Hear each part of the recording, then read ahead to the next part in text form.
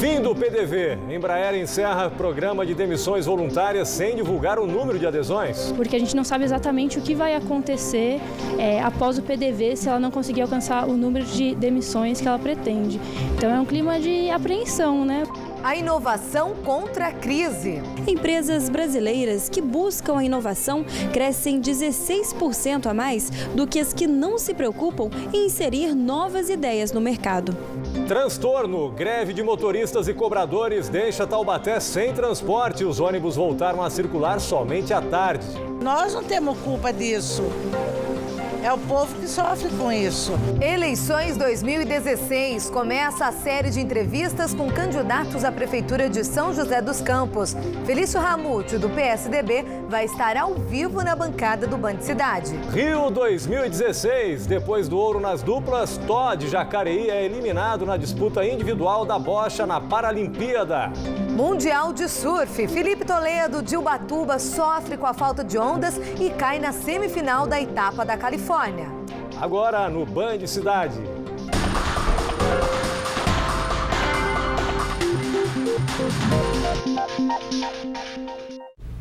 Boa noite. Muito boa noite. O programa de demissão voluntária, aberto em agosto pela Embraer, termina hoje, mas a empresa não divulgou o total de adesões. O PDV é uma das medidas para reduzir os gastos da fabricante de aviões, que também sofre com a crise. Primeiro foram as montadoras e agora uma das maiores fabricantes de aviões do mundo entra em turbulência por causa da crise. Com prejuízo de 337 milhões de reais no segundo trimestre do ano, a Embraer pretende cortar 200 milhões de dólares de gastos por ano. E uma das medidas é o programa de demissão voluntária. O prazo de adesão termina hoje. A gente é contra o PDV, né? É uma prerrogativa da empresa, mas a gente entende que PDV é fechamento de posto de trabalho. O que preocupa a gente é que a cada um emprego perdido aqui na Embraer se perde 11 aqui na cidade, né? Que a questão se sobrecarrega também o sistema de saúde, transporte, educação. Esse impacto social que a gente está preocupado, né? O PDV ofereceu um pacote de benefícios, entre eles um bônus de 40% do salário por ano trabalhado e convênio médico e odontológico por 6 meses.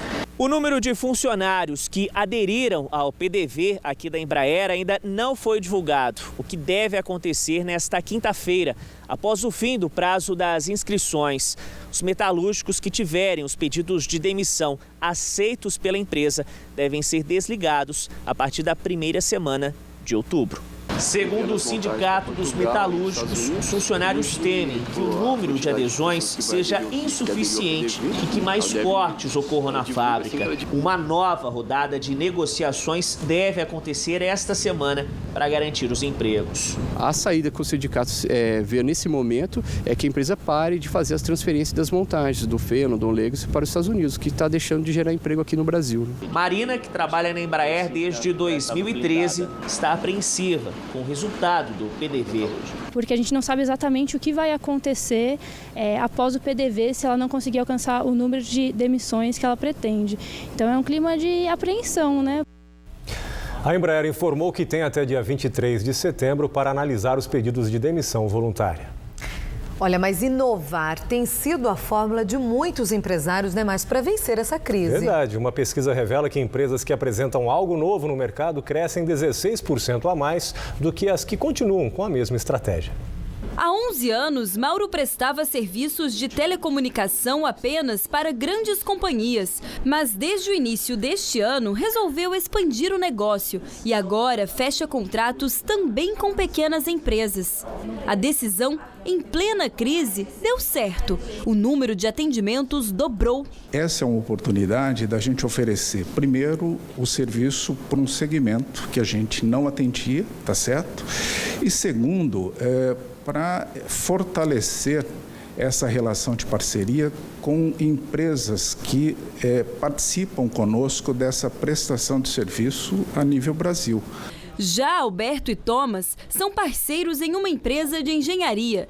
Juntos, desenvolvem peças para automóveis e aeronaves a partir da tecnologia 3D e pretendem implantar no país uma motocicleta movida a eletricidade. Segundo eles, o modelo custaria entre 30 e 40 mil reais. Mas, para desenvolvê-los, precisam de um investimento inicial de R$1,5 milhão.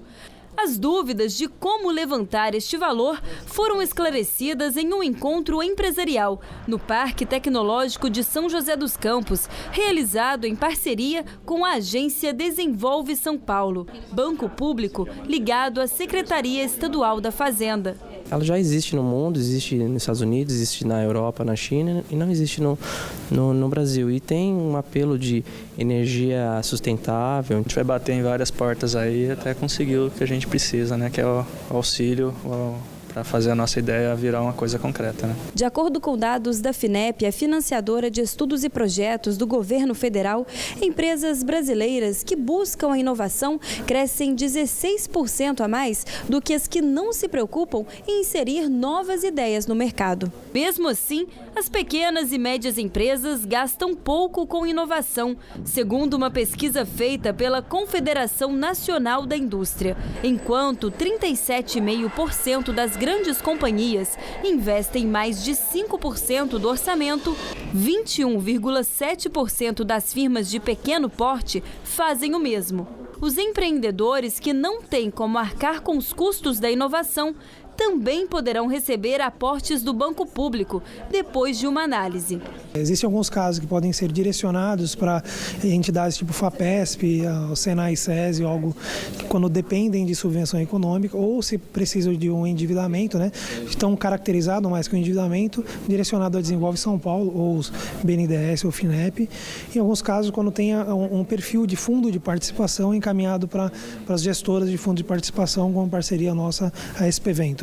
Inovar é fazer diferente. Para fazer diferente, a gente precisa mudar. Então, você tem que ter um conteúdo de risco, uma pitada de risco, mas, novamente, com um certo cálculo para que isso tudo saia dentro de um cronograma adequado, com um investimento adequado, de forma que ele tenha o resultado, ao final, que é ter um bom produto por um preço competitivo. Terminou hoje a greve dos servidores de Cachoeira Paulista. A prefeitura se comprometeu a acertar o pagamento de férias e do 13º até 20 de novembro. E ficou de estudar aumento de salários, do Vale Alimentação e pagamento de horas extras. Os dias parados não serão descontados. E acabou também a greve dos ônibus em Taubaté. Motoristas e cobradores voltaram ao trabalho depois que a ABC pediu 15 dias para atender às reivindicações. Quem precisou de ônibus em Taubaté hoje de manhã acordou com uma má notícia. Eu acordei agora de manhã, estava se arrumando, né? Aí a minha amiga chamando eu, falando, vamos ter que ir mais cedo, porque não tem ônibus. Vera Lúcia ficou à espera do transporte por mais de 1 hora. Nós não temos culpa disso. É o povo que sofre com isso. Cerca de 140 trabalhadores, entre motoristas e cobradores da ABC Transportes, cruzaram os braços aqui em Taubaté. De acordo com o Sindicato dos Condutores do Vale do Paraíba, entre as reivindicações, a categoria pede melhores condições de trabalho e o pagamento do fundo de garantia, que estaria atrasado. Pelas informações que eu obtive aqui, parece que é do mês passado para cá que está aparecendo esse atraso. E lógico, nós queremos regularização imediata e o do mais grave de todos que tem é o problema do escalante que terá que ser remanejado. Wesley, que está desempregado, teve que recorrer às vans do transporte complementar da cidade. Fica difícil, né? Porque a gente chega a procurar um ônibus, não tem ônibus, tem que se virar. A pé não tem como ir, porque é longe pra caramba. Serviço em dobro também para os mototaxistas. A ABC Transportes criticou o sindicato que não avisou sobre a greve conforme determina a lei e esclareceu que o pagamento do FGTS está em dia. A seguir, começam as entrevistas com candidatos à Prefeitura de São José dos Campos. E o primeiro convidado é Felício Ramute, do PSDB. A gente volta já, 6h59 agora.